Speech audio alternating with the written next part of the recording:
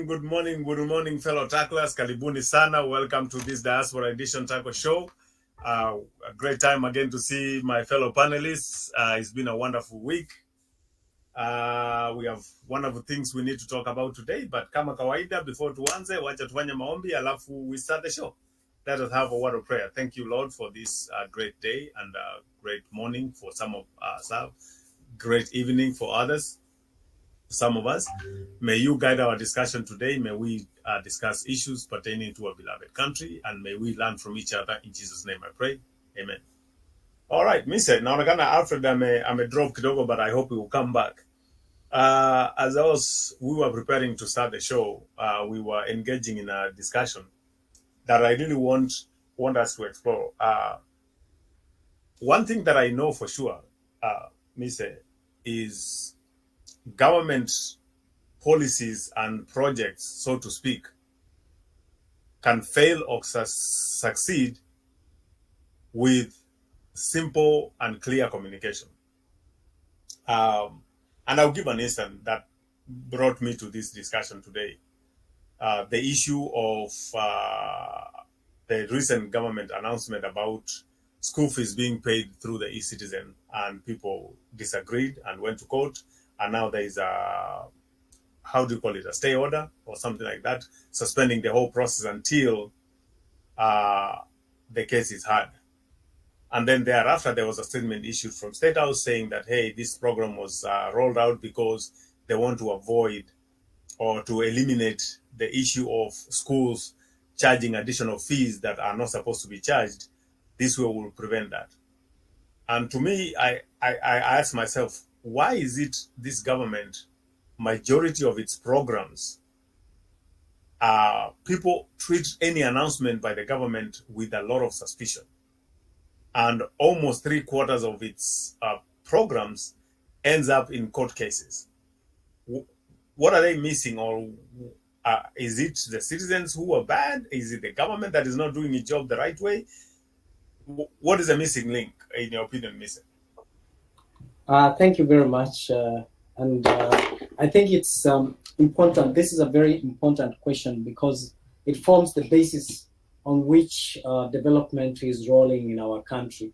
I think in honest and in sincerity, I think we are straining the government and we are using what is called systemic barriers to challenge. We are putting systemic barriers just to challenge any effort that the government is making towards providing solutions to its citizens. And the reason why we do that is because we want to get political mileage. We want to be heard. We want to be visible. That I Mr. challenged the president. I, Mr. challenge the government, and therefore my political ambition becomes visible, and I get an unprecedented access to the Right Honorable Prime Minister Raila Odinga. You know, this is what is happening to Kenyans. They are looking for ways to be visible, not in a good way, but in a bad way. You know, sometimes not everything, not every right that you have that is absolute.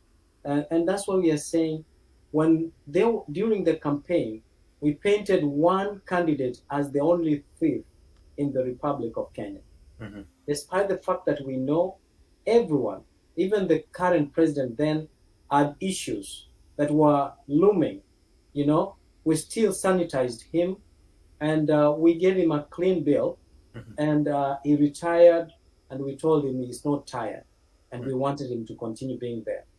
But what we are saying is, it is high time the opposition, mm-hmm. the Azimio, realize that sabotaging the effort of the government is not sabotaging William Ruto. William Ruto does not suffer any setback, you know, because he is well protected, he has enough security, he has enough insurance coverage, his family is well taken care of, his retirement package is well planned. Mm-hmm.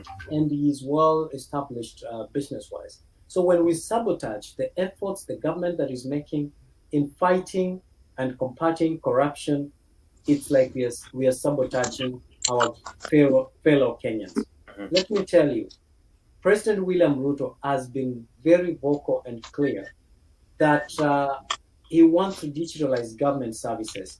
Education is one of the government services. Healthcare is one of the government services. Housing is one of the government services. Infrastructure is another. Security is another. So if we digitalize, digitalization will help us to envision and see and hold certain particular people accountable. And that is what I think the president is committed to do, to ensure that we have records, we can track everything that, even the school fees, for example. The principals, they eat these school fees and they're straining parents, and this money is not remitted to the government. The ultimate goal of the president is to borrow locally, to have money collect locally and tax people locally and borrow money circulate locally and borrow locally so that we can minimize borrowing from outside. Why are we not supporting, if we truly patriots and if we truly love our nation, why are we not supporting the president? When the president came out and talked about the corruption that blooms within the judiciary, we found people going to court and criticizing the president, oh, he's fighting the judiciary. You know, when the president points out that there is an issue in this arm of government, it is his responsibility. He is within his mandate. He is the mouthpiece of the nation. He is the spokesperson of the country. He is the boss of the country. The buck stops at him. So if he's asking these things, why do we have to politicize everything? Why do we have to trivialize everything and effort the government is making? I believe if we only, the reason why they do that, they are trying to paint, most of these politicians are looking at 2027. They're not looking, they don't care about now. They're looking at 2027. So anything they can get to pin down the government so that they can get credit for 2027, they will do it within any second. I think as we proceed, I will tell you how disgusting it is when people, Senator like Senator Sifuna, when they went to the fire scene, the tragedy that happened in Embakasi, the discussions that went on there, the demands that are emerging from that place, they will tell you that there is no goodwill from Azimio. Politics aside, differences aside, the country is greater than those two political factions.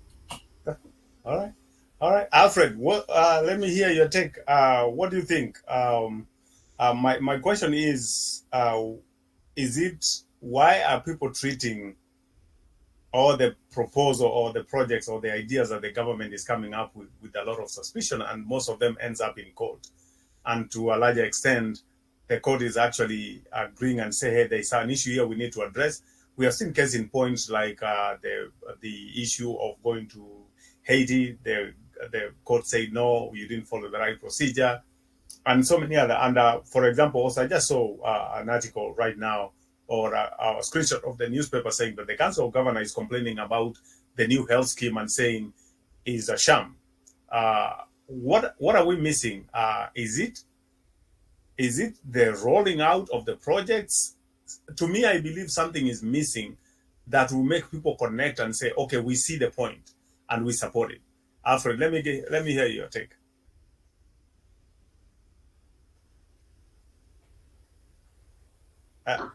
Chairman, I was on a local call. Okay. Can you rephrase your Oh, question?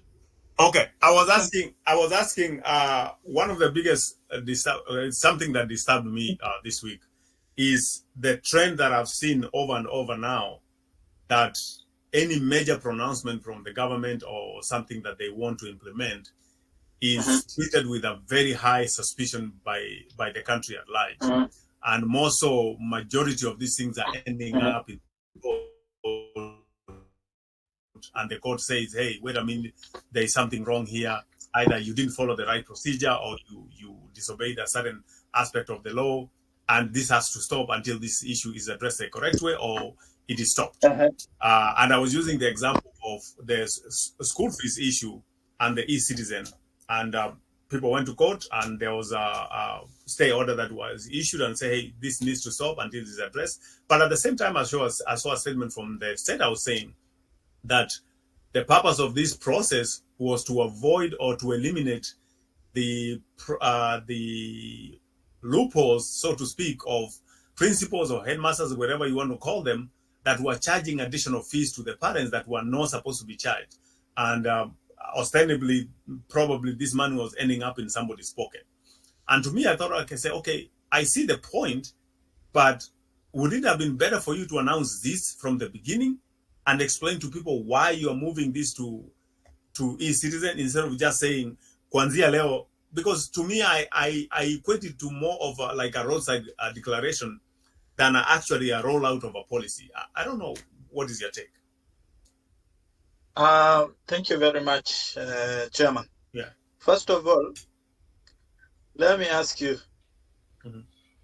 before something, that is a very major thing that is touching on the education sector, which is a government entity being run by, the national government and the county governments. Yes.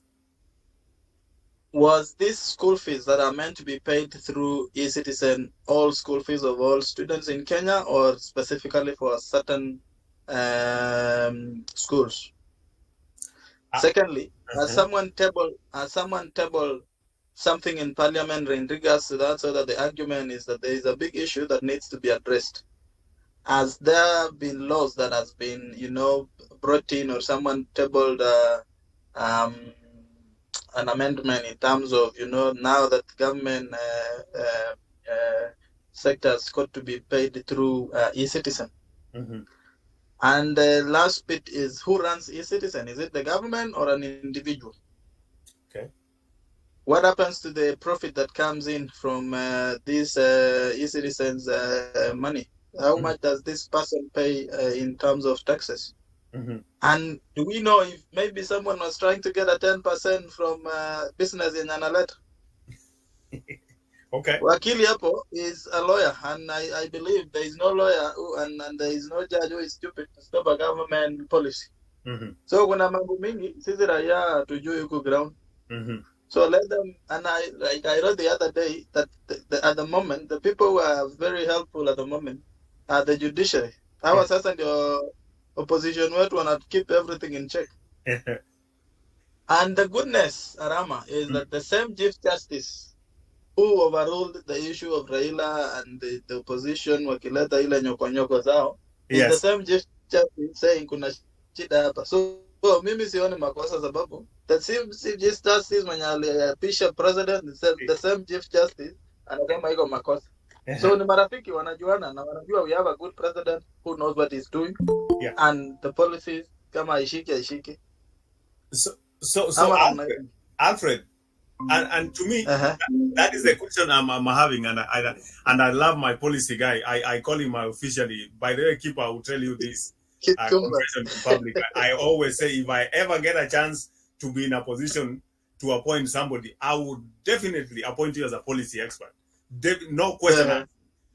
Because when it comes to policy, when you put something out, Keep, I fully understand, and you understand policy, and you be a good person for policymakers. And this is my biggest question all the time is, yes, it's a good idea, and there is a problem, but the problem is, and Keep, I hope you see the point also. When you are trying to roll out a policy, if you don't tell people and explain why you are doing something, and give people a process, because some of the questions I was asking myself is, when people send the school fees, how do you identify which student this school fees is paid for, which school this money goes to? Do you have an account on the e-citizen that the money goes to that school directly, or does it go to the government accounts, and then from there the government sends the money to the school? What is the delay? What is the delay period between the money leaving the government accounts to the schools? There are so many processes that are involved that, to me, even though it's logically or ideally it's a good policy, but the rollout itself stinks. And I'm like, who are these people advising the president? Yes, the president may come up with the idea, but it's the responsibility of the people who have been put in charge as policymakers to develop the president's idea and make it fully functional so that when it's rolled out, the president doesn't have, so to speak, an egg on his face every time he rolls out a major program, ends up in court, and he's, for lack of a better term, excuse my language, the law kicks his butt every time. Yes. Yes. Before the policy guy kicks in and Yes. give us his opinion, Yes. I am a parent. I am an high Yes. school parent. Yes. My kid is in a national school. Yes. We are not complaining as parents unless there are parents who have gone to demonstrate to say that the money we've been paying Yes. imepotea kwa mashule. The only thing that I know parents were complaining was about school uniforms that were hyped in regards to kununua kwa shule. But the government said, we are no longer, you're, as a parent, you are not meant to be buying school uniform in schools. So kama principal anataka kukula commission yake, anaenda school depot huko, anakulia yake huko. But that was the only issue that we had as parents of high school students. We've been paying school fees via M-Pesa. We've been paying school fees via banks. We've never complained. And the moment you pay, immediately it reflects on the other end of the school. And you get your receipt then and then. Lakini hii ingine hii bwana uanze kuambiwa 5 days, 3 days, mtu anakula commission in between hapa. Bana, uongo kidogo iko hapo. Hakuna commission bwana. Why do you always suspect the president? Hakuna commission. But Mise, let me keep the chance to speak. But you are driving to my point, because my question was, why every time the government rolls out a policy, it is treated with a lot of suspicion. And actually, Alfred is hitting the point, because the question inakuwa kuna mtu anakulia mahali. The one thing that is causing this, Mise, is when you don't give people information, they tend to fill in the gaps by themselves. Skip, let me give you a chance to say something. Yes, good morning, good evening. Yes. Paul, I've been late. I was at work. I'm still here. So I think the conversation you're having is about the recent memo from Kipsang Belio regarding school payment. Yes. I think that's lovable. I mean, is government telling us we can trust them with our money better than the schools that we've been, paying school fees? I mean, some of us, we went to all those schools and our parents paid the school fees and it was accounted for. What they need to do is to send inspectorate and people to check and counter check what these monies for, is what being charged acceptable or not. Instead of telling us, hey, Serikali, Zakayo knows how to handle your money. My friend, we've seen what happens with the government of Kenya. They approve a building for you here today, and then tomorrow it's no longer yours. It's the most incompetent. Kenyan government is the most incompetent government I've ever seen. Not necessarily the KK government, but any government that I've ever come across. So it's sad. So I mean, that policy is dead on arrival, and thank goodness we have the court system, and I thank the people of Kenya because they're using all the avenues. Otherwise, these ones are gonna ride us dry, and it's gonna be terrible. So it looks like some people like me say they're about to regret why. No, I'm not regretting, but actually I'm supporting the president, the efforts. If you're being in position of leadership, there are those people always who don't see anything good that you're doing. The truth be told, there is no harm for us to digitalize the way that we collect revenue. Any revenue. I agree. What I can agree with you is that in policy, any policy can be reviewed. You can critique it, you can change it. The problem that we have in Kenya, we don't follow those processes. I'm sure the Ministry of Education, if they want the school fees to be paid directly to the government, it is possible. But now, where do you draw a line between private schools and public schools. Mm-hmm. That's a long-term discussion that requires public participation and eventually reviewing that process and allowing the changes. But what really makes me sick is that every little effort the government is making is that there is there's very sharp opposition, even when we know the outcome of it. But for example, so to say, there is a current the NHIF,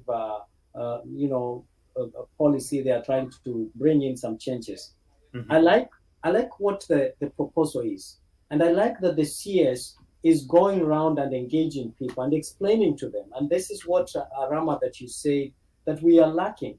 Yeah. If you remember during Kibaki's time, Alfred Mutua was the spokesperson. Mm-hmm. When he was the spokesperson, he could come and articulate. They called him the spin master. Yes. Because he could spin and communicate to the public. Yes. Okay? Now, we are lacking that from whoever who is the spokesperson of the government at the moment, because he's not connected to the public. Mm-hmm. Perhaps it's because the fear of sharp opposition, criticism, people pinning and mudslinging, people, tainting your reputation as a liar. And there are people who cannot handle that. Now, if you look at the policy, and I listened to the CS, she said, for example, they want to eliminate. When I grew up, we used to go to the pharmacy. Unaandikiwa madawa pale, and you go back to the pharmacy, you take the card, you pick your medicine, and you go home without necessarily paying nothing, Yeah. They want to revert to that. Yeah. They want to procure the medicine and the medicine to be available and eliminate the chances that when you go to the hospital, they write to you a note and say, go buy the medicine outside there. The pharmacy you're going to belongs to the physician or the medics here at the hospital. Mm-hmm. They want to cut that. Now, the second thing they want to cut is the cancer patients. And they say, look at the way we are contributing. We are giving the people, if we are saying everyone to contribute like 1%, what is 1% of 1 million, why would someone who's earning a salary of 1 million contribute 1%? The same way, someone who is earning 500 or 1,000 or 5,000, why would they give the same percentage? They're saying perhaps those who are earning 1 million, the percentage should change so that they can elevate those who are earning less. Okay. And they're working. The other thing, and most of us agree with that. Yeah, and the other thing they're also saying, the fact that sometimes you go to the hospital and you're taking a patient maybe who is an emergency case, and you're told, when ni nani umemuleta, lipa kwanza, because we don't want kubaki na deni. They want to take out that and say, guess what? You bring a patient to the hospital, the patient has to be treated, the other stories later, because after all, NHIF covers that. The other thing that interested me that is very good, they say, okay, students go to school, they don't have a coverage. They're saying, those students, when they go to school, if you're a student, your coverage will cover your parents too back home, so that you're not worried, I'm covered, but my parents are not covered. This is good discussions that we are bringing on the table in reforming the healthcare policy. I love that. And what I want to see is us coming together. I don't want to see the county governments challenging the national government because they feel, because now most stakeholders who fund people like governors, who call them the business community, who fund people like members of parliament, will go through now the county government to challenge the national government policy and proposals in healthcare. So we are saying we have to come down and agree that this nation needs reforms. And the only person who is going to reform is the government of the day. And we're also asking the opposition, yes, we know you are the oversight of the current government, but also have the goodwill that when there's a good policy, there is a good proposal, let us join hands, not because of political mileage, but because of the welfare and the well-being of the nation. That's what I would love to see in our country. All right, go ahead. Yeah, so I agree wholeheartedly with what Misa is saying. Yeah. Absolutely. The way the contribution is, being received and whatnot, the coverage. My problem is, if you making a law or policy that's affecting on the county government, there's need for all stakeholders to have a conversation, just the way we're having a conversation here, and fine tune it. The problem with the current government, they coming and be like, this is quinine, you take it, it will heal your head. Yeah. You see, that's where we going wrong. Yeah. Whether in education, in healthcare, these policies are good. Yeah. But the way they're being delivered, the way it's being communicated, the way it's being vetted, and involving the citizenry is where the problem is. Mm-hmm. So we have no problem with all these good plans. We have a problem with the delivery, the way it's being implemented, the way it's being pushed to people. That's our only problem. We all want proper healthcare. In fact, it will save some of us millions, because we spend a lot of money on people back home on healthcare. In education, it will save us a lot of money. But implementation, the policy is set up stage where you need to have conversation with people, all the stakeholders involved, even the funders, even the people affected. Sometimes you're making laws for people, and then these people are questioning, like the one for the housing. Yes. The housing is good, but it's not the job of, it's not the job of a government to build houses. If you want to build houses, you build the houses that are for people who doesn't have a job, people who doesn't have healthcare, people with disabilities, people who are homeless, who need shelter, a short-term shelter, but not this kind of program that the government is giving us. Our government is doing business and crowding us out. If Kenyan government was serious with housing, they will make some of us when we were building, it was 600, 700 a bag of cement. Yes. It's 1,000. 1,000. I'm not building. Yeah. It will take me 10 years, 5 years to regroup the monies that I was getting within 3 years. Yes.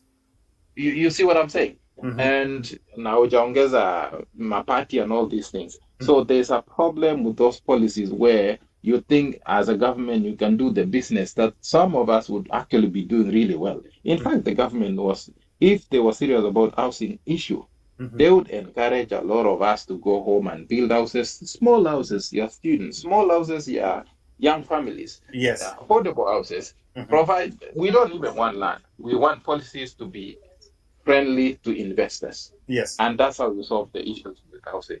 But this kind of thing, you think government is going to solve all the problems? It's not going to solve all the problems. It needs all of us. Yes. And especially for me, and then I'll come to Alfred, is the reports that I read is that, and people are comparing, in this case, I would say apple to apples. For example, they take companies that are actually developers who are building houses, and they're affordable housing from the government, and they are saying the guy who is a developer who is doing business of building houses, his houses are cheaper than the one for the government. So now the question becomes, how affordable is this affordable? And I think this, to me, once again, this goes back to the same process, because people ask this question, and these questions are legitimate when you talk about housing development. You use public land, you use public funds, but you use a private person to build the houses. And then now the question is, who owns the house? For example, if you go to my county and you take public land and you build houses, and then you sell it to private person, the person buys. What stops me from going to court and say, this is public land, I have, as a citizen of this county or of this country, I have a right to access to this land. And this land was acquired illegally. There was no legal process for the government to sell this land to a private individual. You are setting up yourself for litigation later on that is going to cause a whole lot of problems. And I think this is, to me, once again, this goes back to, there is a novel idea and a great idea, but the rollout itself is where we are failing. Alfred, let me come to you. Let me hear your take. Thank you, Chair. At times, sahi akinahurumia wakili. Wakili yako sawa. Amezoea joto. unakumbuka ile time when anything I was actually thinking yesterday, and ile time when anything would be posted on the page State House. Yes. And the comments yenye dhulwa tuna commenting ni picha ya mtu fulani. Yes. Na saa hii imechemuka. Yeah. I saw actually I was doing a comparison, and I got something got my eyes. One guy who used to do the same is doing now the same in another way. So nikashindwa huyu jamaa bwana anataka aleta president wa Uganda kwa president ya furahi. Sababu hapo anafurahia yule president mwingine alikuwa anatarajia mpya. Alafu sasa hiyo amekataa huyu tena. So nashindwa shida ya huyu jamaa iko. Anyway, just on a nutshell, let me tell you, Arama. Yes. When Misa said something about health and said something about you know, the scheme, yeah, NHIF, the new scheme on NHIF. It is a very good scheme on paper, very good scheme. Talking about it, you know, like us here, you go to hospital, Chumba will tell you there are things that you will not have to pay. You know, you just walk to the doctor, it pays you off. Sometimes you go do your test in the laboratory and they just ask you, you got this card, and then, you know, the rest is history. Yes. Because everything has been settled through, you know, what you get, what the government gets from your workplace. Yes. But now the issue that comes here, I was home, man. Mhm. Unaenda hospitali hivi, unaulizwa, unaenda hata yani a public hospital. They don't take NHIF. Yeah. A public hospital, they don't take NHIF. They tell you pay first and therefore ingine. There's, I think in Wasingishu there is only two hospitals yenye inachukua NHIF, and one is private. Unashindwa how? Haya, unaenda Eldoret, unaambiwa the only hospital you have to go if you are a teacher is this hospital. The rest hawachukui ya walimu.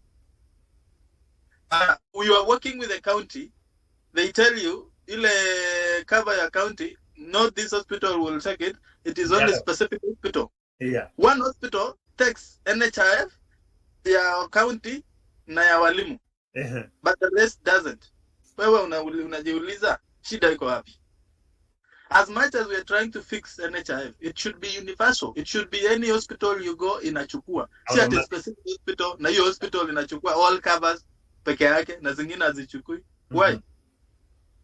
What is the reason? So as much as we are pushing this thing kwa ground, tunaambia watu walipe, it is a good thing. But if it is only one, you know, specific hospital or specific area that is benefiting, then it is not ISID. Because if we are doing this, you know, tunafaa igawanyike, all sectors or all departments or all sections of the country should get the revenue from this thing. But why are we going specifically on another space? And then ile ingine unaenda kujilipia, if you have to claim is claim later. In Kenya you cannot claim, umeshalipa, nothing else. Imeenda. Yeah. So kuna shida na kutetea haki ya Mungu. Kutetea hii ni ngumu, sababu unajua saa hii inafaa useme vizuri, sababu saa hii mtu nyumbani mzazi akigonjeka ni wewe unalipa. So tukianza kusema hii vitu itakuja kubadilika, when will it be? When will it be? Unajua inafika saa yenye unakanyagwa mpaka ibidi uongee tu useme this thing isn't working. It's not working, it's not working.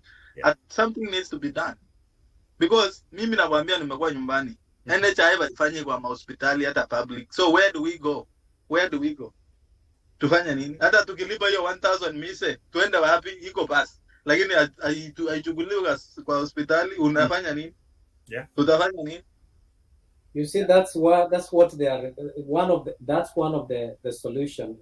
We were told by December, bwana, last year imeenda 1 year. Lakini mmekuwa mkipiga rais vita sana. Let us agree. I mean, I totally see what you guys are saying, and I totally agree that we have been operating in a broken system. Yes. This system cannot be corrected once. For me, digitalization will help us. Everywhere we live, everything is digitalized. Okay? What we are not talking about, and that's why I'm liking now President William Ruto, is he started talking about corruption. All these people, all these leaders, including the Prime Minister, Right Honorable Raila Amolo Odinga, they don't They don't want to talk about corruption. They don't even imagine the existence of corruption and how it can be eliminated. No matter, or it doesn't matter how beautiful or wonderful policies we have, still, if there exists corruption, they won't function. So for me, digitalization of everything will try to help us start having a conversation, because now we can retrieve reports. The question that you raise, and the doubt that you cast, that who is, when we are paying to e-citizen, who owns e-citizen, who runs e-citizen? Yeah. These are the questions that I should see people going to court and challenging. Yes. But instead, what they're challenging is different, because when you go to court, and the wakili can tell you, the court is there to listen and discuss what you have brought before them. Yes. They're called prayers. What you ask them is what they're going to answer. They are not going to engage themselves in what you have not asked them to do. Yes. So if you go to court, and even if the court knows that probably this is what you're asking for, they're not going to make assumption, because they believe the people who come to court with the prayers are competent. They know what they're doing. Yes. They know what they're doing. So we should have the right questions. First of all, we should start asking, how are these, okay, so we have e-citizens. And I like actually when you log into Citizen, it's a good and ambitious plan, okay? And a good projection. But again, there are a lot of things that we need to ask. What happens on the back end? Who runs? Who is the oversight authority of this whole process? When this money is paid, whose account is it channeled to, or is it redirected to?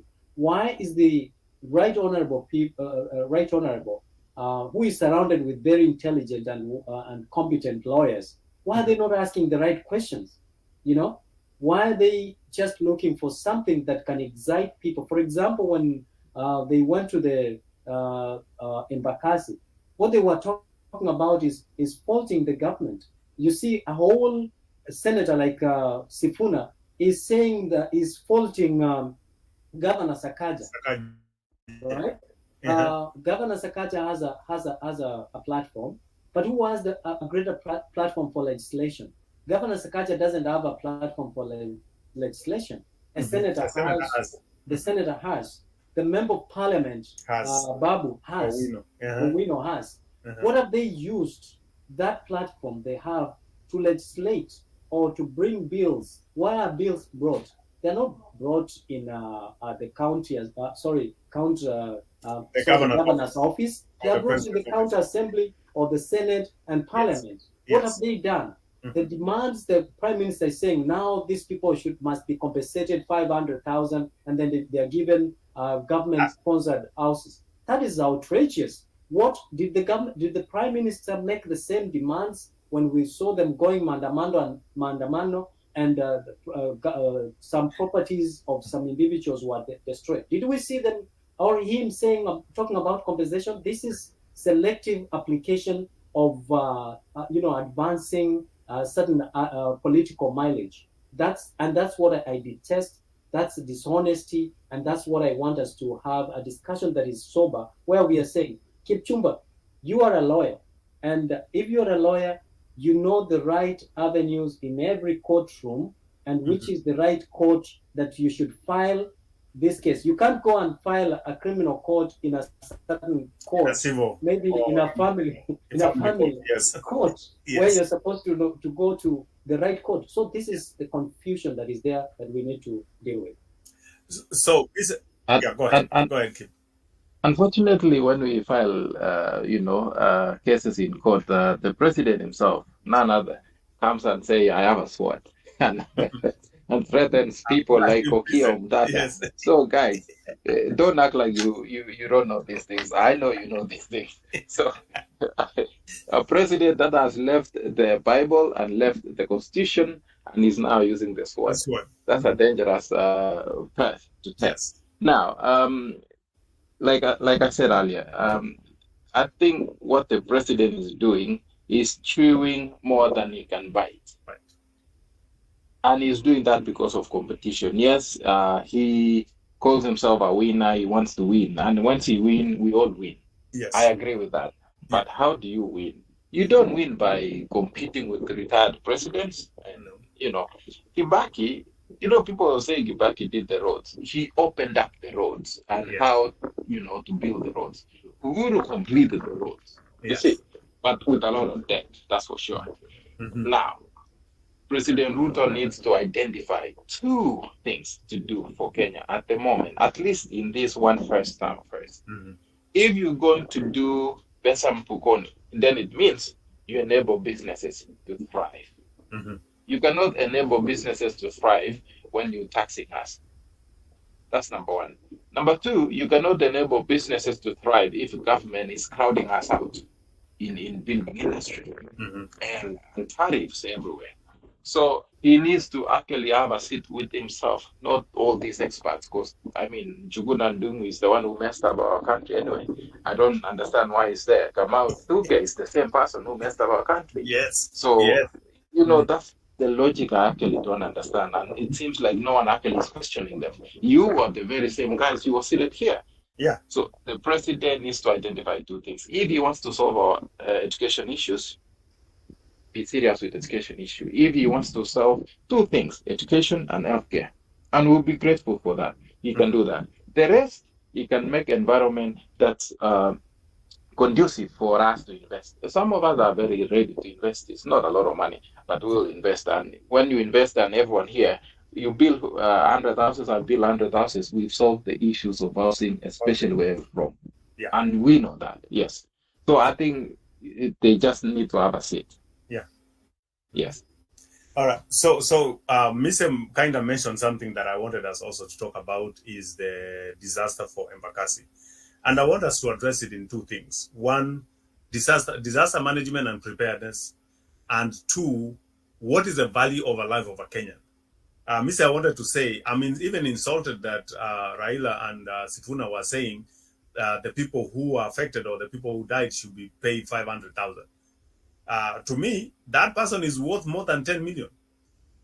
That's what I would say, because you have affected a family. And second of all, this is one of the effects that we allow people to circumvent the law. We allow people to ignore the law to an extent that is becoming a disaster. Because I am imagining, and I may be wrong, this LPG facility was in existence for at least more than a year or 2 years. It's been there for a while. You can't tell me even the people at EPRA didn't know that thing existed. Because there is no way you can put such a facility anywhere in the world in a residential place. Or if it was existing before a residential, you cannot be allowed to build houses near such a facility. That is irresponsible. And then the first thing you do, jameni, ni kwenda kushika watchman. Sasa watchman alikuwa anachunga tu vitu hapo ameweka kwa gate. What does he have to do with the explosion? He has nothing to do with it. He doesn't even know the licensing procedure. He doesn't even know the permit. No, he doesn't know nothing. Yes. After maybe Ajalipo for 3 months, he's been there. He's just there because he doesn't have a choice. I think it's in order also that we sensitize the public that if they see something, they should say something. Exactly. So the watchman being arrested. No, but this is the first of all. The watchman, I can't hold because they are assume. Operating gas station, LPG facility for this time. That means you have the authority to do it. So he can't. I agree. Who should question are the residents who are staying around that place. Those are the people who should have questioned first. It could be the watchman is a resident too. Okay. That's something that you might not rule out. Okay. But it's important that when we blame the government, we should also be able to take accountability.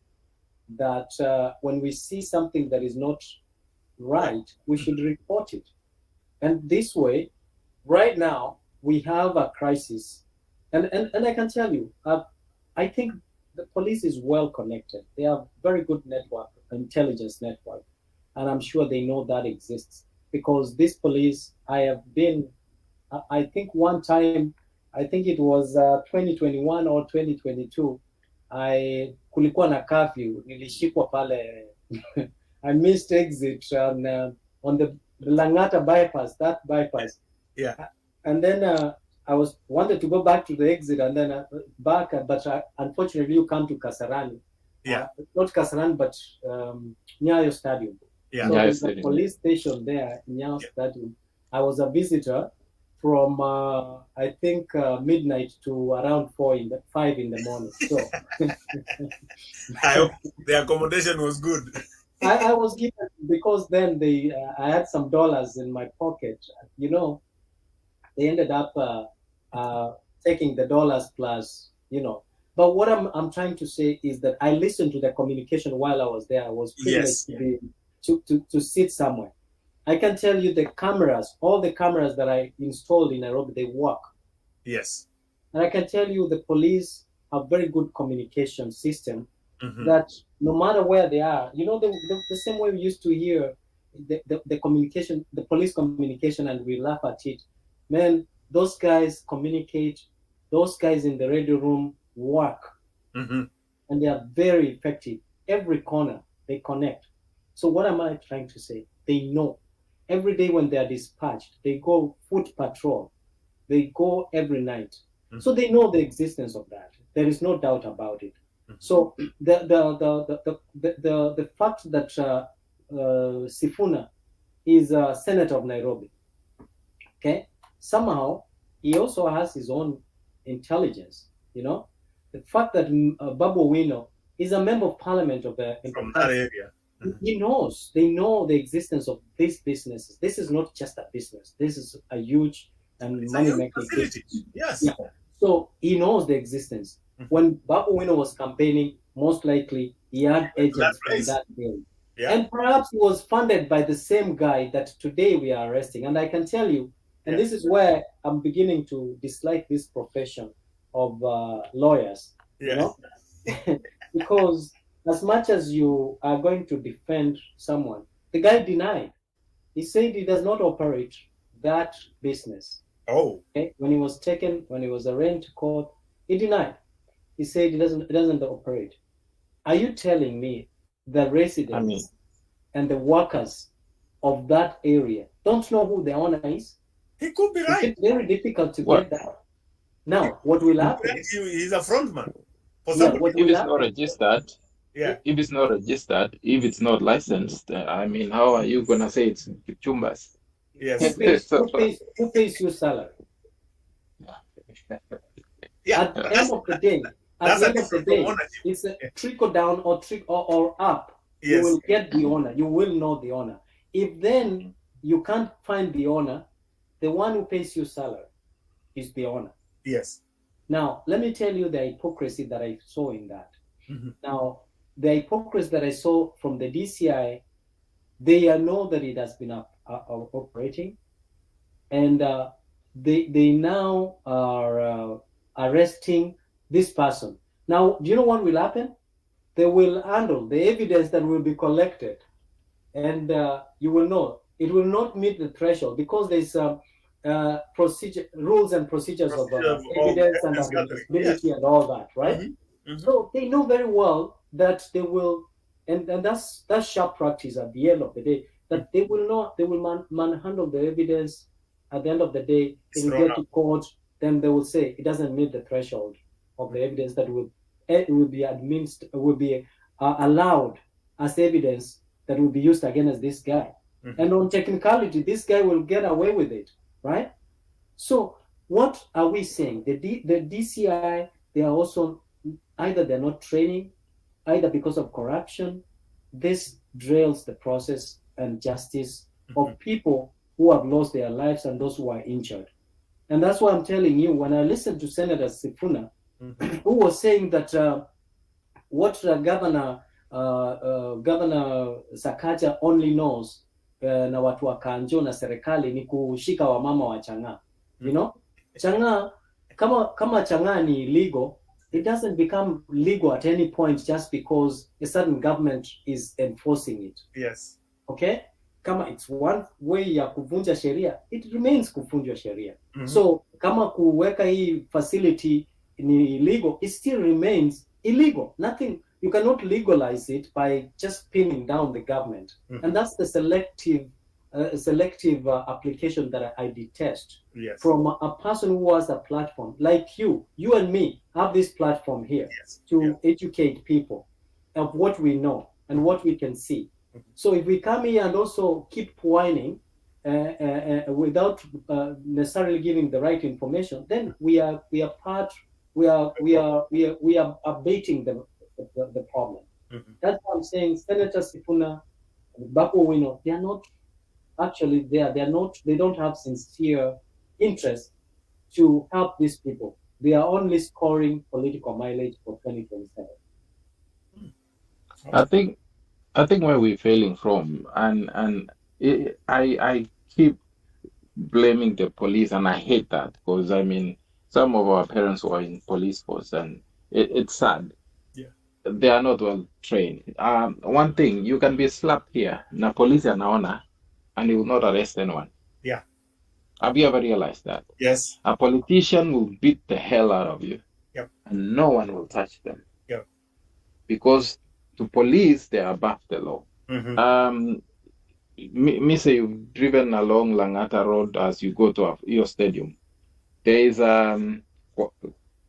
for your railway, there is a building, washer, what is it called, Keka and all that stuff. That belongs to a politician. You know for sure it's built on the rail property land. And you know that. Everyone knows that. I mean, even for myself, I check my carpets to be washed there. Yeah. And everyone knows. Polisi wanapita hapo. President anapita hapo. Come on. What are you telling me? So really, those properties and the businesses belongs to... Yeah, they belong to well-connected politicians. Every politician knows who's doing the dirty job, and even the investigations. Look at the Solai. Guess what happened with Solai Dam tragedy? Yeah. People died and no one said anything. Yeah. I mean, they went to court. Yes. So you see, that's where the problem is. Yeah. So we have a problem. I think I'm no longer comfortable blaming the police. I think other people needs to be blamed. Held accountable. And those are the politicians. Yes. Yeah. But to me, that's... Go ahead, Miss. Let me ask you a question. What is the work of the police? I mean, the law? Even one of it is to detect and deter, right? Now, if they see, and then you know that if you slap me, that is assault, right? That's assault.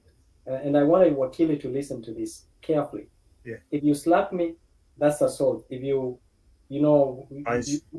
punch me, that's assault, right? Now, it's a criminal case. Now, when you go to court, you might say, Bwana Chairman, that, in all honesty, mimi staki case na huyu, right? But what will happen? The state can still proceed with the case. They can still proceed because they have the evidence. Because you are the property of the state, right? Yeah. Right. So now, what I'm saying, what I want to disagree with the Wakili is that everyone should do their work, no matter what. I like the way sometimes they arrest these politicians, lock them, like Salasio, becomes a nuisance, lock him. But Wakili knows very well that law is influenced by money and power. So if you have money and power, in most cases, regardless where we are, it will influence the way justice will be administered. Right? So look at Donald Trump. Yep. How many cases? Yes. So he has money and power.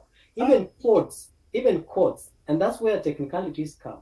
There's biasness, the way you're presenting yourself. Yes. The lawyer who is presenting you, and that's why you hear these shenanigans of senior counsel, right? Yes. So at the end of the day, you find people like now Dunstan Omari and Cliff Ombeta. They become famous because now to own them, to hire them and give them a job, you can't afford them. Why? Because now everybody knows them, because now they are famous. They handle high profile. Yeah. I was trying to retain Dunstan from my home. Yeah. I was trying to retain him for a simple you. He told me to put down 500,000. Yeah. The piece of land, and then that is just putting down, and then perhaps a retainer, and then we will talk about thereafter. And I was just only following a title deed, you know, of a case. Sorry, probably the land I quoted at around 3.3 million. So I'm looking at 500,000. Okay, I've already lost, and I've come to you. 500,000. Man, can someone else afford? So what we are saying, the judiciary needs to do their job, and judiciary entails the officers of the court, all the way to Law Society of Kenya, all the way to Kenya School of Law, all the way to university that trains lawyers and experts, right? Yeah. We want to go back to other sectors and train people integrity, right? And people have some sort of, you know, humanity and empathy in them, you know. A police officer, and I could also understand what Kipchumba was also arguing. Police officer takes command, right? You know, anasema sheria ni mawe. Sasa sheria ikiwa wewe ni mdogo, umeona politician akichapa mtu, na huyu politician anajua you are OCS, you are OSPD. No, not even the OCS. The person amepatiwa kama security is in the rank of a sergeant or an inspector. Who is, and you are, so you have to obey whatever the guy says. So you have to give a blind eye. So for me, what I want to emphasize is that we need more than just blaming the government. The government, we also need goodwill from us. You see, if you are driving,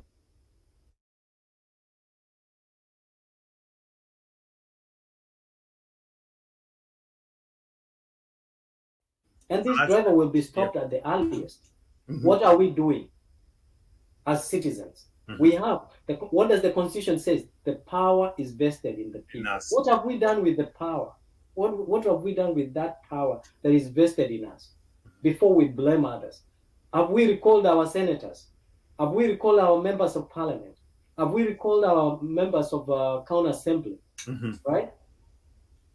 So what have we done with the power that is vested in us? Or are we just going to cry? I remember there's Sarafina. You remember Sarafina, the movie Sarafina? Yes. There's a section that says people, I like what people, the guy says that people can always say anything. People will say, Mr. President, come and beat me. Mr. Right, come and beat me. And yet they are suffering. So we, the people too, must rise up to the occasion. People like Okia Omtata, when they are, we can do this in decorum. We don't have to abuse the president. When we abuse the president sometimes, or like these politicians do, can they criticize the president or the leaders without necessarily, you know, trying to degrade them? Is there no decorum? Is there not constructive criticism? Is there not other avenues that we can challenge the president's action without necessarily trying to make him look like he's nobody, he's nothing, you know? And then with the same people, you will find them going behind the door, or 5 days later, or 5 months later, going to the president and saying, we need development. What kind of doublespeak is this? For me, look at for example, I keep using this example, Wakili. Look at Orengo. Yes. Moses Kajwang, Gladys Wanga, you know, Millie Odhiambo. These are the people who are in the streets saying this is illegitimate government. But a few months later, they are saying, Your Excellency, we need this. Your Excellency, Your Excellency. What kind of doublespeak is this? How can you then criticize this person? How do we know that you actually mean the criticism that you put out there? When we will see you a few days later, when he's bringing development to your county, then is Your Excellency. But when he's not doing what you're doing, what you want him to do, then you're patronizing this person. This person has a family. This person is a leader. This person has a human heart like you. Can't you even also say, Mr. President, for sure, 1%, we appreciate you, right? Motivate this person also to do better, right? Reward him. But Mr. That is what is called freedom of speech. So you really can't. But I also want us to focus on the other aspect of while still on the Embakasi disaster and other disasters that have happened. the aspect of policy and being prepared for these things. Because personally, I believe if we recognize we have a challenge, we have a problem, we don't prepare for disasters, we don't prepare for issues effectively. Because I would have expected one to see, for example, EPRA issuing a notice and saying we are going to inspect all LPG facilities in the country, because this can happen on any other facility, even though it's actually legally licensed and everything. You need to do it, because these are generally actions that I see everywhere. When something happens in an industry, everybody takes precaution and goes back and inspects and says, hey, can we have are we going to have the same issue? Can we prevent that from happening in other facilities? I haven't seen that. I haven't seen, for example, the county government coming and saying, hey, looks like we may need to put a fire station or fire people or emergency services closer to this area, just in case something else happens. We need to improve on our emergency response. Here is our plans. I don't see that even from the national government. You are rightfully criticizing the senator and the member of parliament from that area. I haven't seen them going to parliament and putting a motion in place and saying, hey, Mr. Speaker, I have a point of order or motion, whatever the procedure they have, to say we need the people who have been affected in that area to be compensated rightfully, and this has to be a procedure from parliament so that the funds can be allocated to address that disaster effectively. I don't see that. So to me, at the end of the day, either people don't understand what policy and processes are, or they willingly do not want to engage in it because, like you say, Misa, it does not benefit them politically.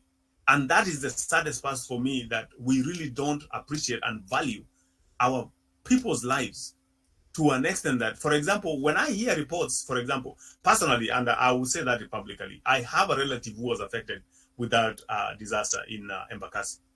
I've already started receiving messages, and I got information, hey, we have somebody who is in the hospital, they need medication. They are being told, once again, NHIF, like Alfred was saying, is not working. You have to buy them drugs, you have to pay for this treatment, you have to pay for this. And people are starting to fundraise money to support this person.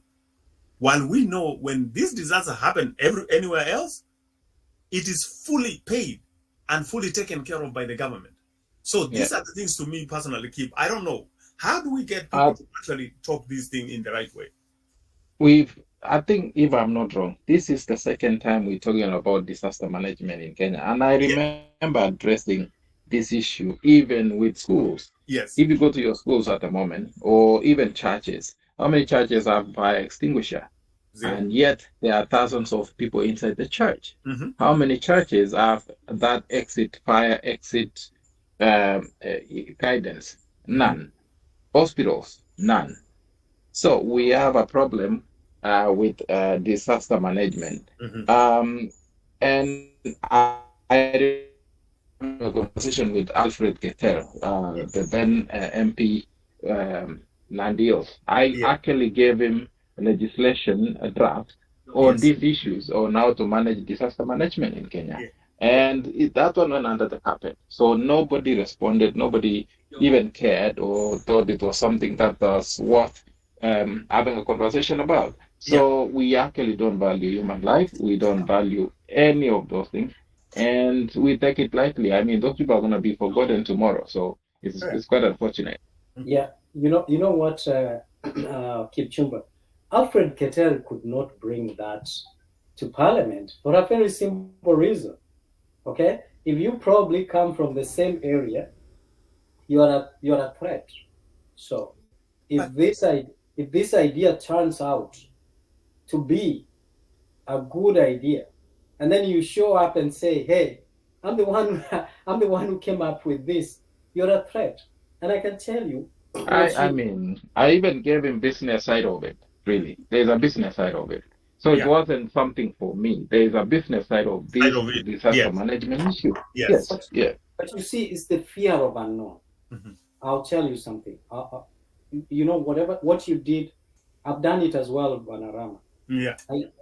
I think some people just fear that. Sometimes we are not even interested to go back home and be there. But is the challenge of what you raised. The health and safety is not a big thing in Kenya. So they cannot understand the emergency preparedness and disaster, I think emergency and preparedness. Yes. Right? Yes. So mitigation and all that. So they couldn't understand that. So because of the people don't understand that, and anyways, nobody holds them accountable. Yeah. That's why they don't do it. Inspection is done. If you go to my basement here, Yeah. and you go to the you will see inspection report. When Yes. was it done last? Who did it? From Yes. which company? Yes. And when will the next inspection be done? Yes.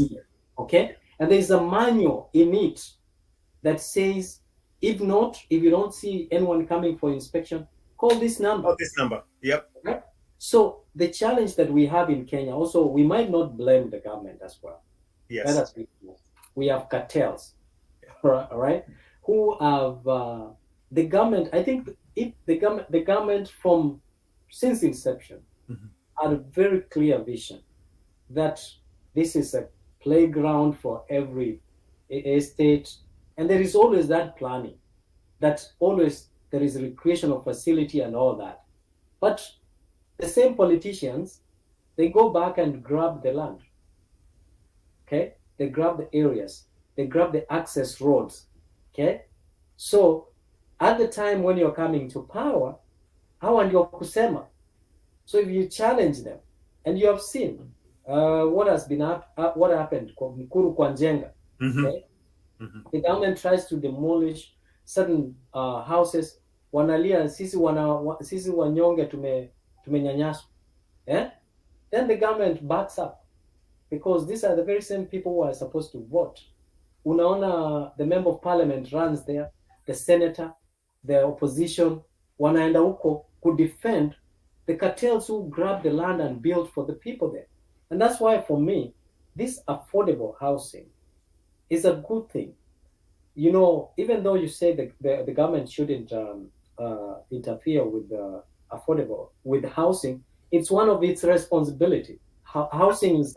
I keep saying, with the exception of homeless people, people in the slums and disability. That one, nobody's saying no. The only challenge is when you want to compete with the developers building the same houses and sell them expensive.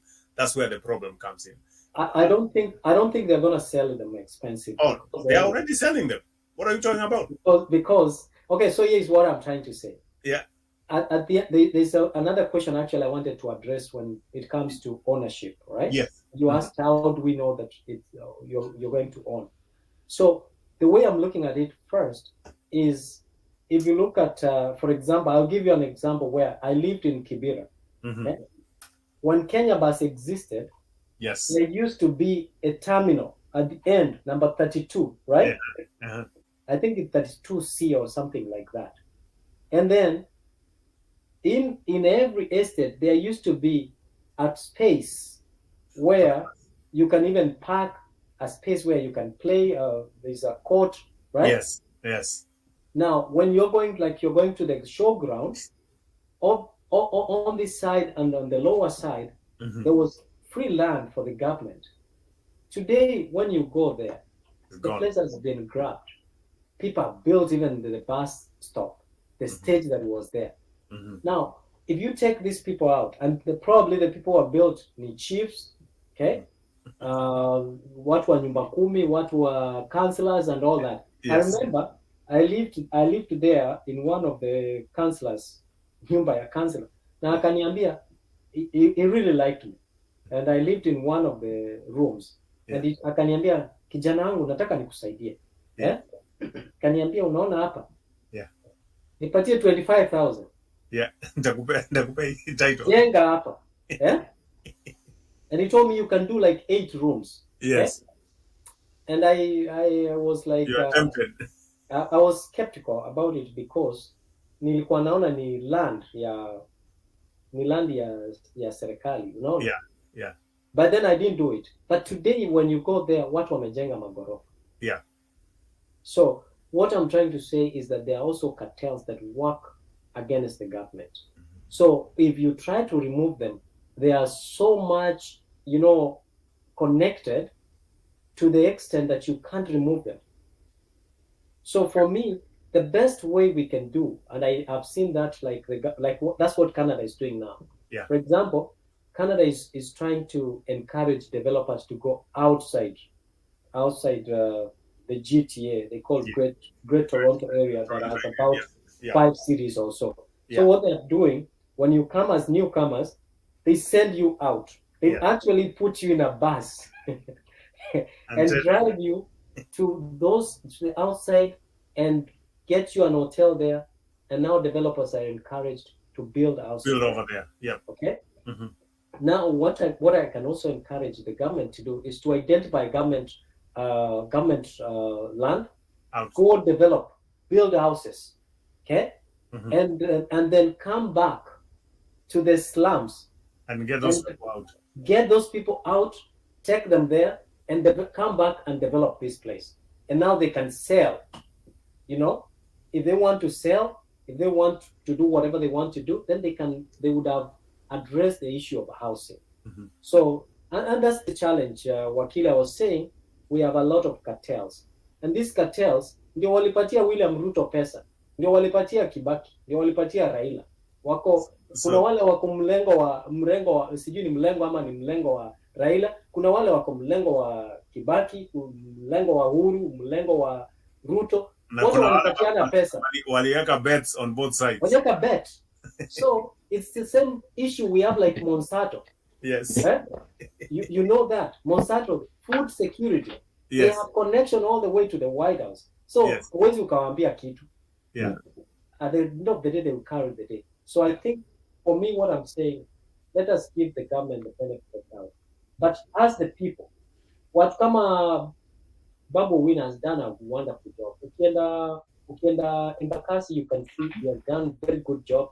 Yeah. Amesukuma stima, amesukuma barabara. Mm-hmm. You can see good work, right?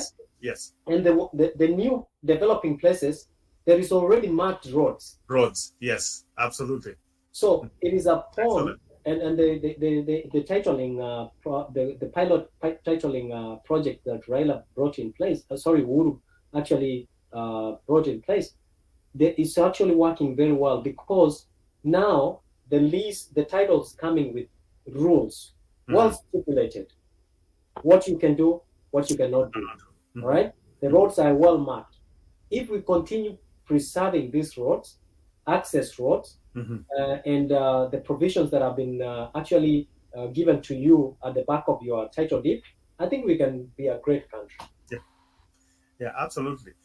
So one more thing that I wanted us to talk about, I was asked us to discuss here today, is exploitation of labor.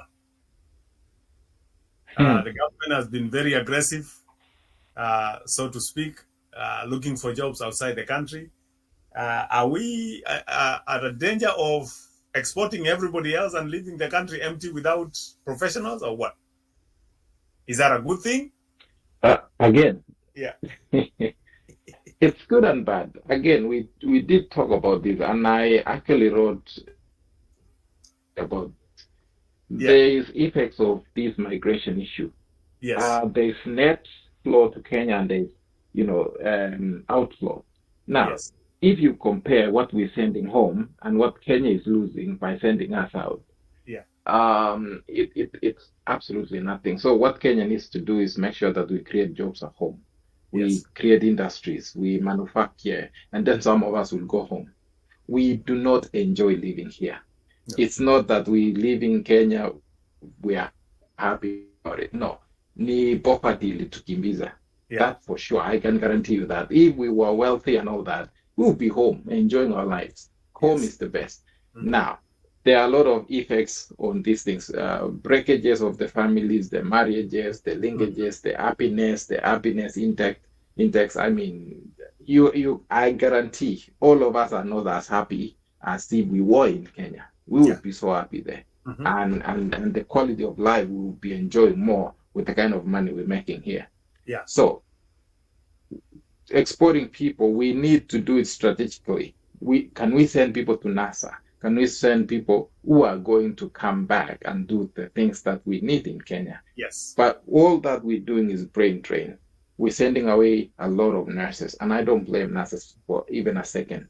No. We're sending a lot of people in IT. Are they coming back? Are they opening businesses in Kenya?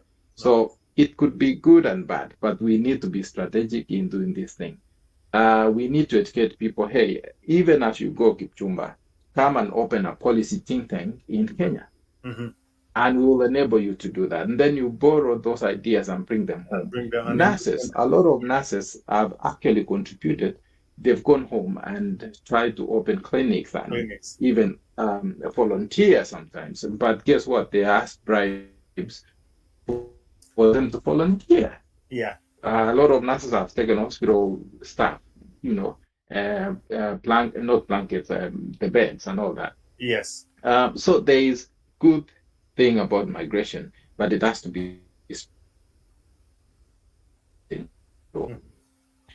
We also want to strategic on where are we sending them? What do we gain by sending those people there? Because there are people who will go to say, I don't want to mention names. Yeah. And then when I end up on a work, the only savings you save is $50 or $100 a month. Yeah. Until when? And then when I retire, when I end up home, you have no retirement. And that's one thing that people really need to think about. Where will you retire? You will have money from United States government. The problem with the United States government is if you're retiring and going to Kenya, you might not access that money. Yes. So those are a lot of things that we all need to think about. Yes. Yes. Is it worth it or not? Do I contribute extra money or should I just contribute the normal one on a cutter from my employer? Yeah. So that one is a whole day. Yeah. Okay. Yeah. That's true. Yes. But Chairman, also, yes. I wanted to give a small definition between immigration and migration. Immigration, is migrating from one country, your origin country, to another. Migration is just moving from one place to another. Now, what I think is happening, I totally agree with what Kipchumba is saying, and you can see Rwanda is doing very well. What Rwanda did is they made it easy for people to do business. They said, come with all your goods. 6 hours, you're good. We have registered you, and you're good to roll and do your business. Yeah. Make it easy, simple doing business. The government needs to simplify and even give incentives to investors. I don't think the government understands what incentives means. Okay? I don't think most people who work and who surround those who make policies and those who are in government understand what incentives can do. If you look at what Obama did, he gave a lot of incentives to middle class, small businesses, small and medium enterprises. Yes. The reason why he did that, it was to empower them so that they can become employers and employ more, right? Yes. And this is very important. That does not happen in our country. Yeah. That's where the government needs to pump money, because when you empower these people, the small people, they know how to manage. If I give you 1,000 shillings today, Mr. ARAMA, you might not even budget for even a meal, all right? No. For a family. But if you give this 1,000 to a mama in the village, yes, they will even have surplus. Oh, okay? Yeah, they will sing your praises for a month. Yeah, and they will have something left because they know how to budget.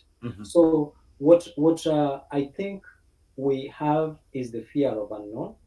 People who are knowledgeable, people who have ideas, cannot be given opportunity because these politicians think, or rather are intimidated. I went to a ballot box in 2017. At the end of it, I was number 2. And when I left, I called this guy. I considered defeat, despite the fact there was, irregularities and all that. Mhm. I did not opt to go to court and challenge because I had an alternative. I had a job somewhere waiting for me, and I decided to go back to that job. Mhm. However, I'd engaged some hospitals here. I'd gone to those hospitals in person and I'd made arrangement and asked them, because every year you dispose Beds. equipments, Mhm. medical equipments, Yes. and probably write off and taxes and all that. Yeah. Why, if there's need somewhere, are you able to donate these beds and these equipments to where there is need?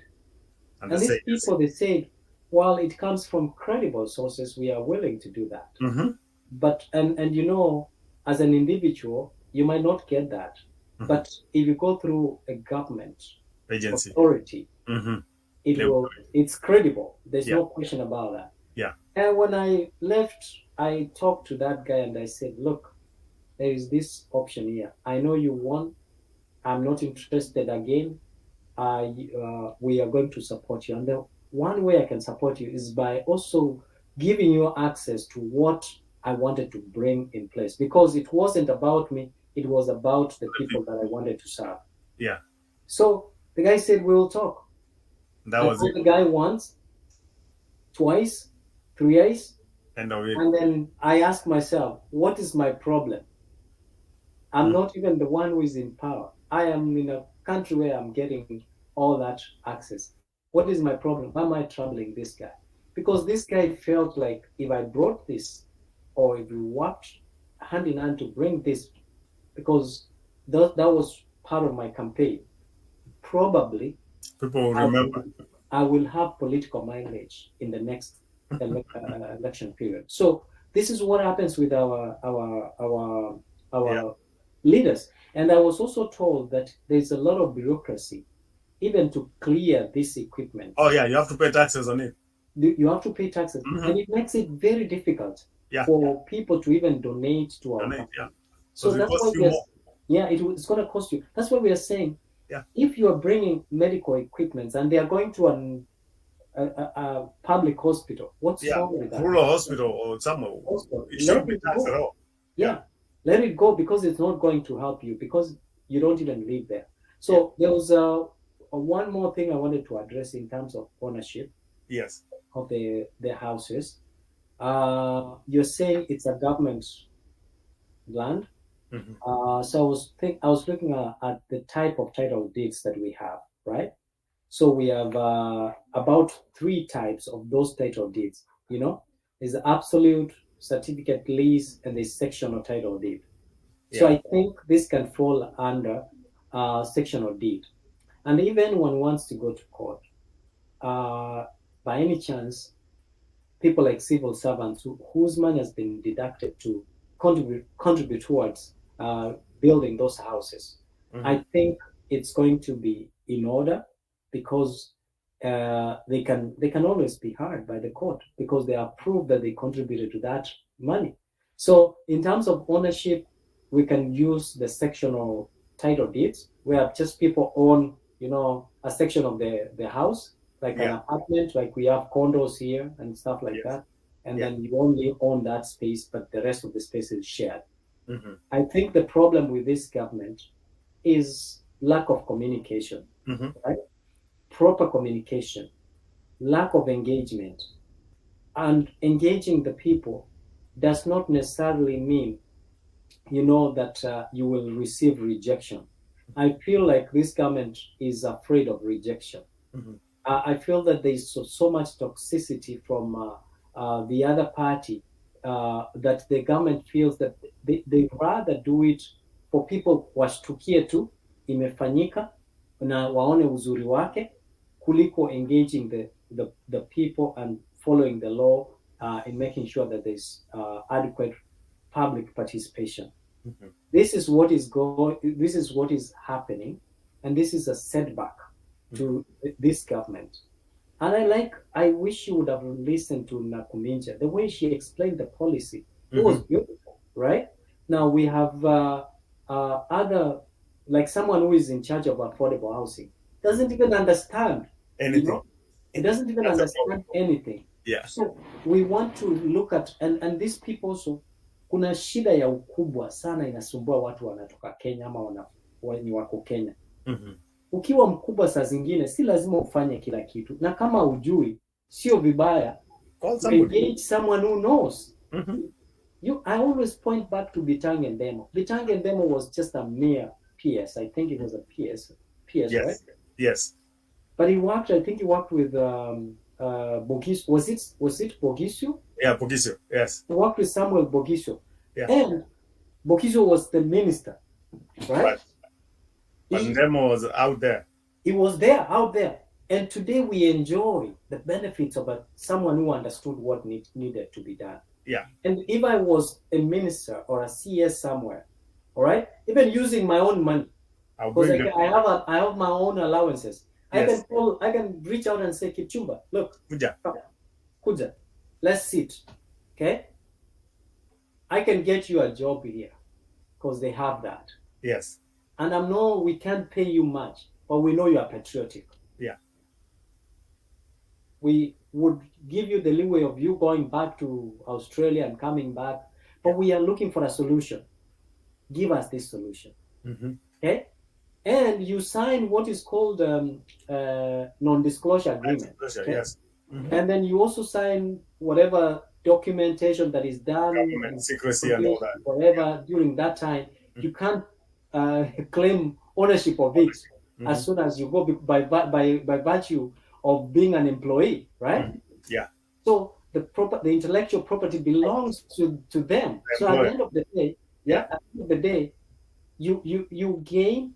You get credit using the knowledge of people who understand. Yeah. And you get credit and acceptance in the public.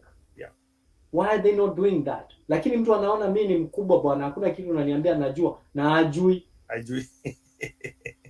Yep. Yeah. Right on the money. So those are the problems. So guys, as we are wrapping up, I'll give each one a moment to final thoughts, final comments, something that you need to speak about that we haven't covered, or you want to readdress something. So let's go. Keep. Yeah, I think mine is just, reiterate that the Kenyan government is chewing more than it can bite. It's chewing a lot. Focus on two things: education and healthcare.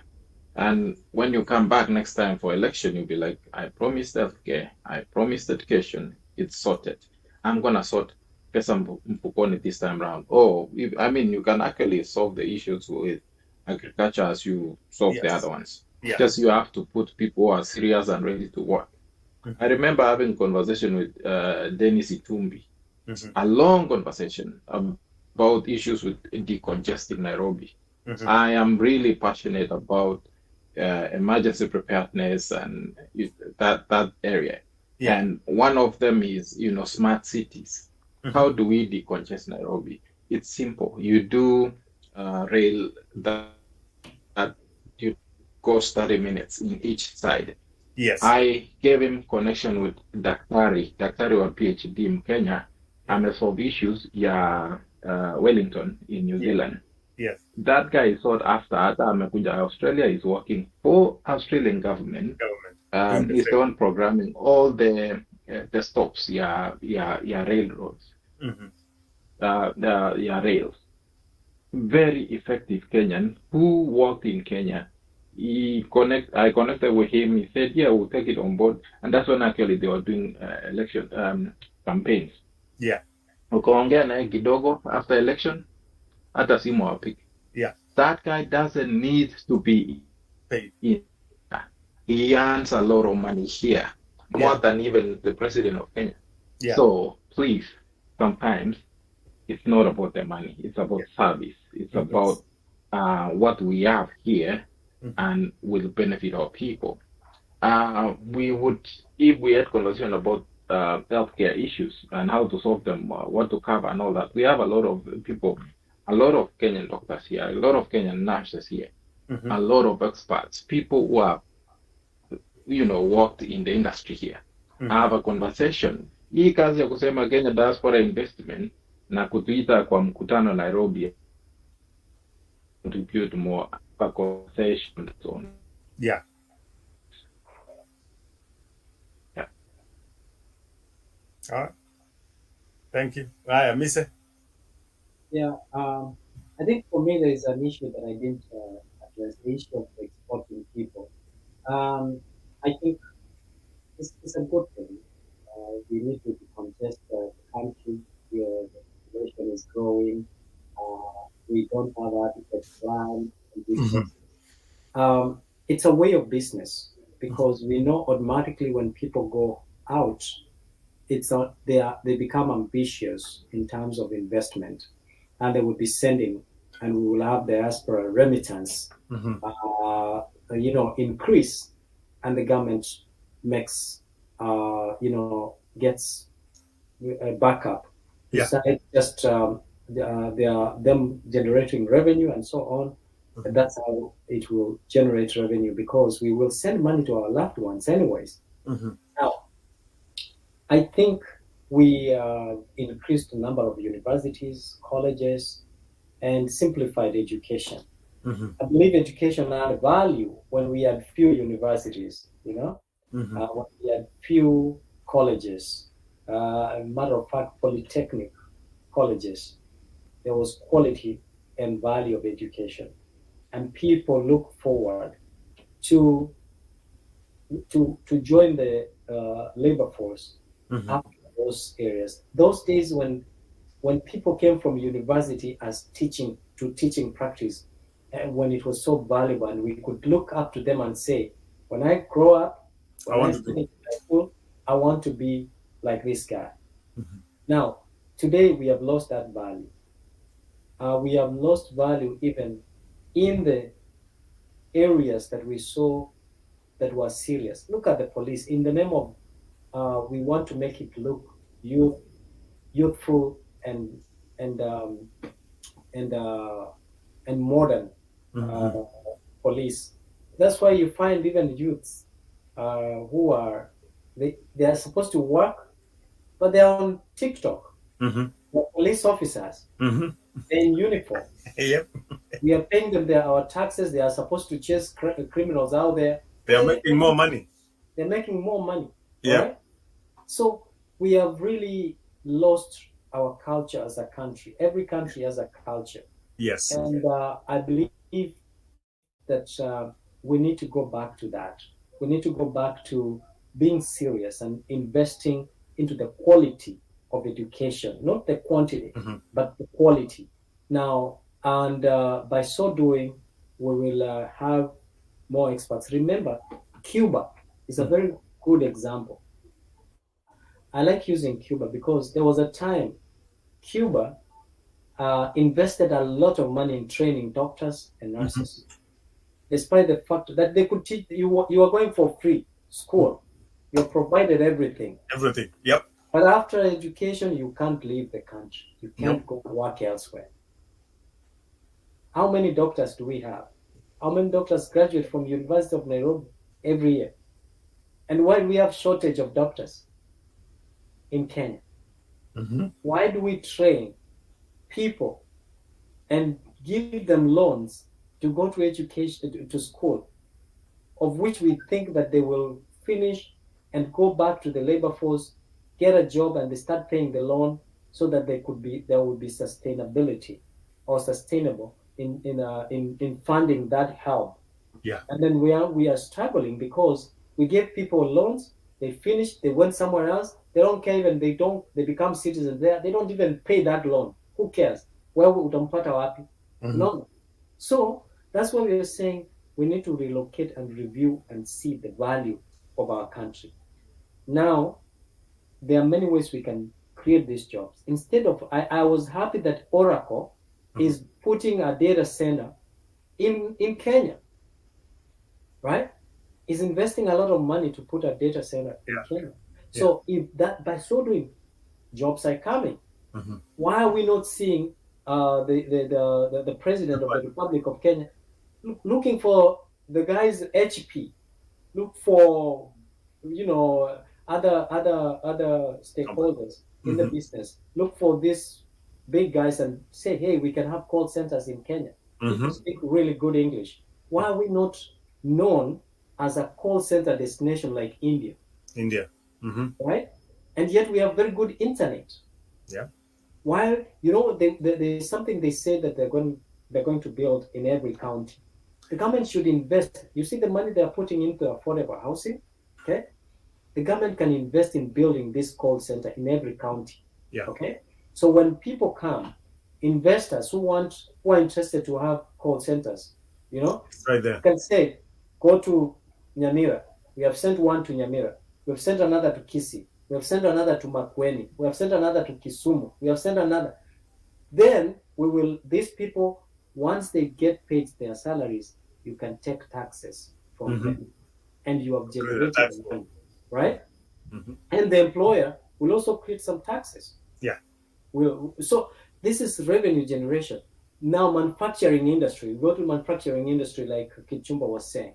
Invest, give incentives. Say, look, if you are paying taxes out there, okay, because we will want you to maintain at least 1,000 or 2,000 employment opportunities, and we'll give you 5% tax reduction. Yeah. How much will people invest? We will invest a lot because we are strategic, and by the fact that we speak English, we learn English in school. I think it gives us a niche. Yeah. So I don't know if people don't know how to create jobs. I don't know if people think creating jobs is a miracle.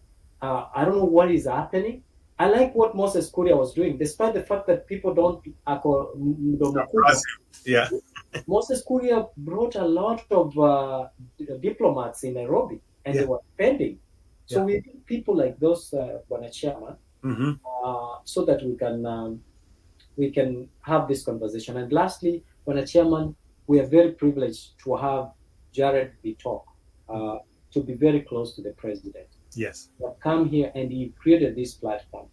And we have come here and we have, tried to provide solutions and challenge and even criticize the president. And in this platform, I find people are very constructive in criticizing. I've not heard people calling the president names that are despicable. I think, Chairman, we need a session. We need a session through this forum whereby we can engage with the president. I think the president is very flexible. He's not like the Right Honorable Raila Odinga, who is old school, and there are a lot of protocol to get to speak to him.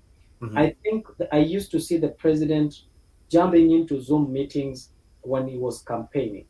So I would request that, through our patron here, we talk to create a session, and we can have this conversation with the president. Perhaps this can, give him a gist of what is happening, because he's a fairly intelligent person, and also we should also use this forum to tell people, the citizens, that you too have a say in this. Yeah. You too don't break the law and expect the government to do magic.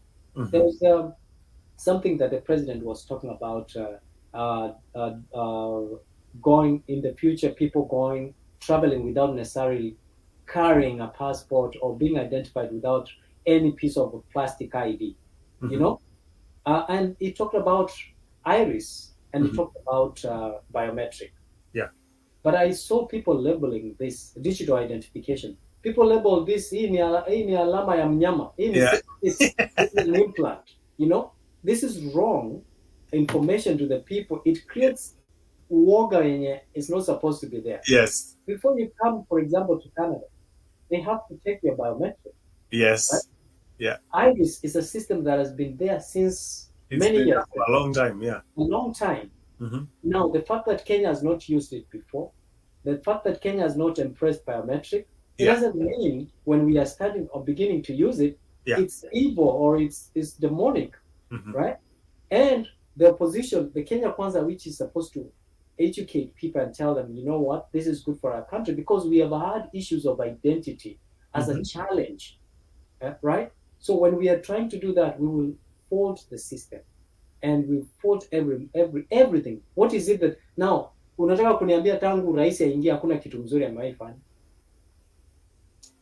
No, that's So not. so please, Bwana Chairman, through you, and I'm sure Kipchumba will echo the same request.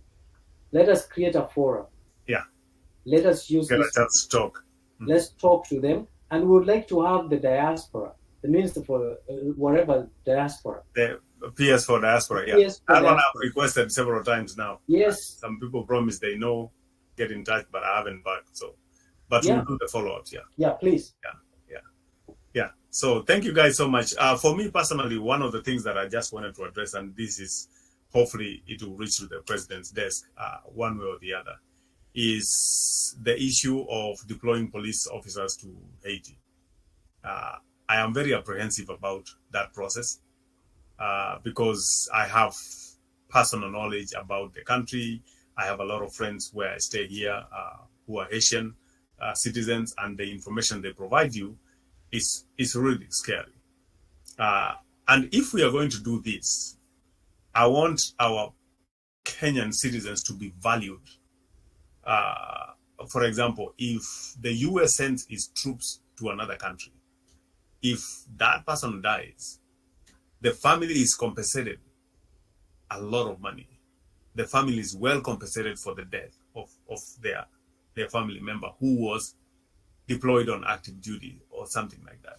So I would strongly encourage that this actually should happen to our Kenyan citizens, our police officers who are coming here, and also insist on adequate and effective training, more than just the basic training they have received.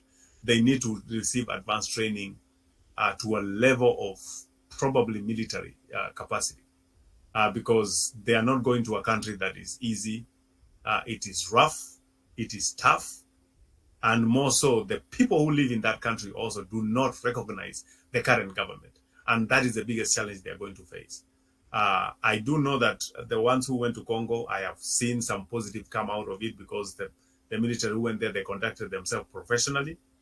And the people in Congo ended up loving the Kenyan military more than the other countries. And they say these people came here very professional and they were not supporting either side. They were here to maintain and do the duty and the mission they were given.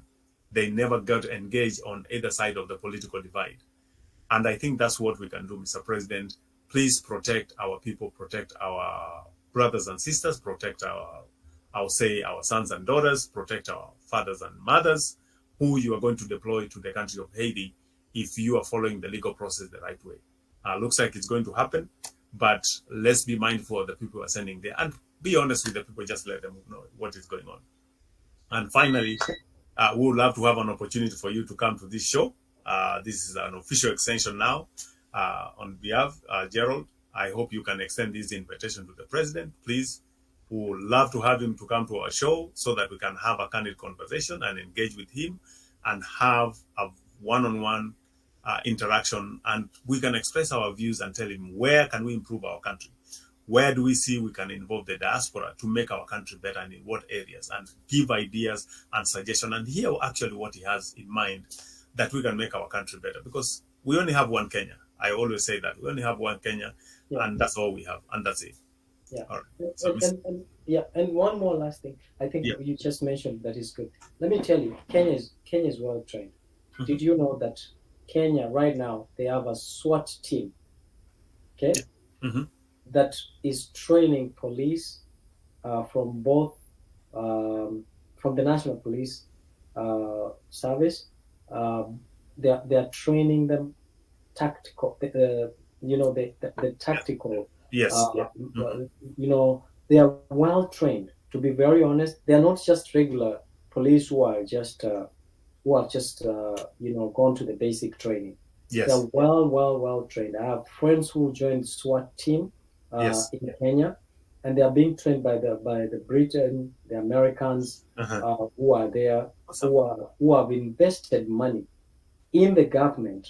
Yes. And you have to be very competent for you to qualify to even get to that training. So I have very good friends of mine who are in that training. So I have no doubt that these people, the people who will be sent out there, are very competent. But again, the money that is going to and that's where we have to negotiate. And it's good that you mentioned this. We're always given a raw deal, you know, because our people don't push back, you know. Our leaders don't push back because either they don't know how to express themselves or ask for what they deserve. I think I've told you before. I used to work as a computer guy in some offices. I told you I worked with I worked with NACADA, I worked with Ministry of Environment, and many other ministries. And I used to get to the ministers. I fixed their computers.